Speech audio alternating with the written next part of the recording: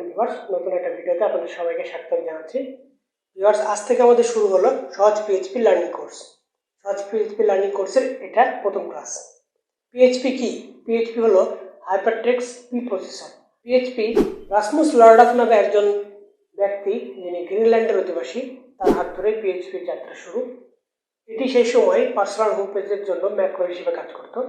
এরপর ধীরে ধীরে এর মধ্যে শক্তিশালী ফিচার যুক্ত করা হয়েছে। বর্তমানে এটি একটি শক্তিশালী প্রোগ্রামিং ল্যাঙ্গুয়েজ, যার মাধ্যমে ওয়েবসাইট খুব সহজে বিল্ড করা যায়। অর্থাৎ এটা সার্ভার সাইড স্ক্রিপ্টিং ল্যাঙ্গুয়েজ। এটি মূলত সার্ভার থেকে রান হয়। আপনাকে পিএইচপি রান করার জন্য অবশ্যই একটা সার্ভারের প্রয়োজন হবে। এটা হতে পারে লাইভ সার্ভার অথবা লোকাল সার্ভার।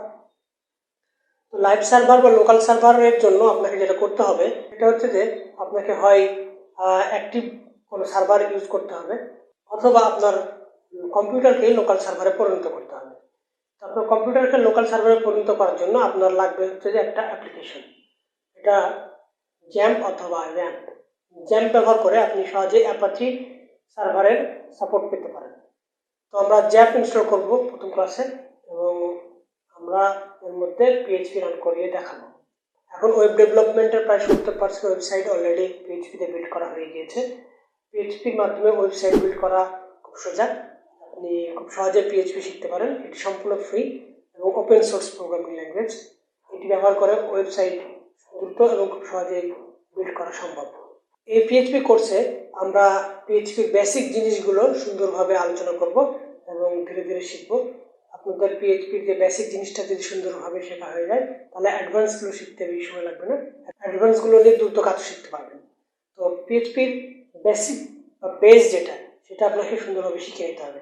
বেসিক জিনিসটা সুন্দরভাবে শিখে নিলে আপনি পরবর্তীতে ধীরে ধীরে অ্যাডভান্স কাজগুলো করতে সুবিধা হবে।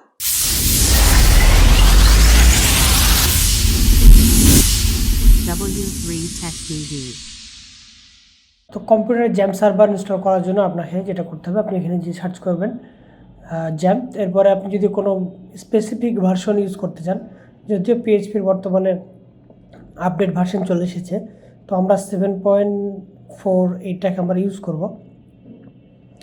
তো সেক্ষেত্রে এখন আপনাকে যেটা করতে হবে যে আপনি এখান থেকে নিচে চলে আসবেন। দেখুন এখানে ক্লিক করবেন। তো এখানে ক্লিক করলে আপনাকে এখানে জ্যাম্পের বিভিন্ন অ্যাপ্লিকেশনগুলো দেখাবে, বিভিন্ন টাইপের অ্যাপ্লিকেশন। একটা হচ্ছে পোর্টেবল আছে, আবার উইন্ডোজের জন্য ইনস্টলার আছে। তো আমরা এখান থেকে ইনস্টলার যেটা সেটা ইউজ করব। দেখুন দেখুন এটা এখানে ইনস্টলার আছে। আপনি উপরের যে কোনো ভার্সনে ইউজ করতে পারেন। তো আমরা এটা ডাউনলোড করে নেব। এটা ডাউনলোড করার পর আপনি এটা ইনস্টল করবো এখন আমরা। তো দেখুন আমাদের এটা ডাউনলোড হয়ে গিয়েছে। এখন আমরা যেটা করব সেটা হচ্ছে আমরা এটা ইনস্টল করব। তো ইনস্টল করার জন্য আমরা এখানে ডাবল ক্লিক করব।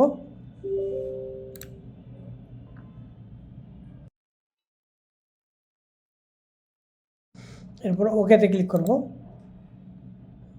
এরপর আমরা নেক্সটে ক্লিক করব।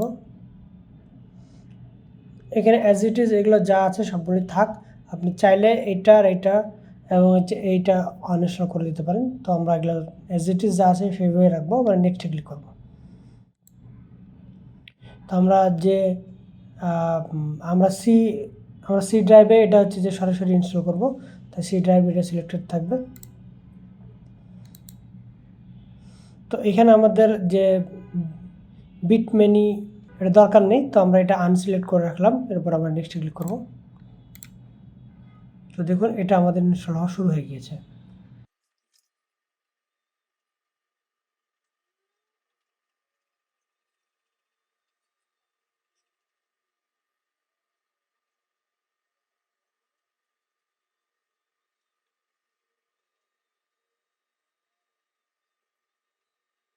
তো দেখুন এটা আমাদের ইনস্টল হয়ে গিয়েছে।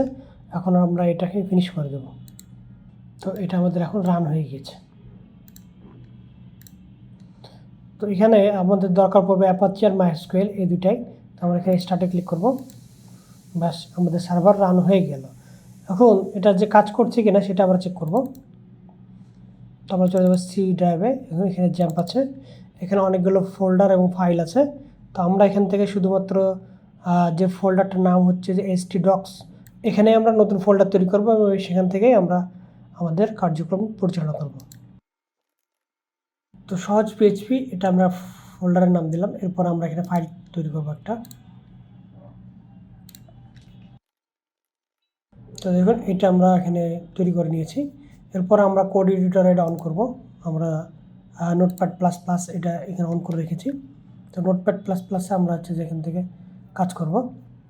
এখান থেকে নোটপ্যাড প্লাস প্লাসটা আপনি এখানে ডাউনলোড করে নিতে পারেন। এখানে অনেকগুলোই আছে ভার্সন, তো আপনি এখান থেকে যে কোনো একটা ভার্সন ডাউনলোড করে নেবেন।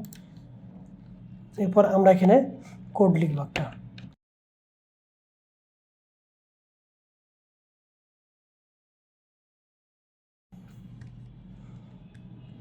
তো আমরা এই কোডটা এখানে লিখেছি। এখন আমরা এটাকে রান করে দেখব। তো এটা রান করার জন্য আমরা একটা ব্রাউজার অন করে নিব। এরপর এখানে আমরা লিখব লোকাল হোস্ট। এরপর আমরা এই ফোল্ডারটার নাম লিখব। এরপর আমরা এন্টার দেব। তো দেখুন এখানে আমার স্ক্রিপ্টটা রান হয়ে গেছে।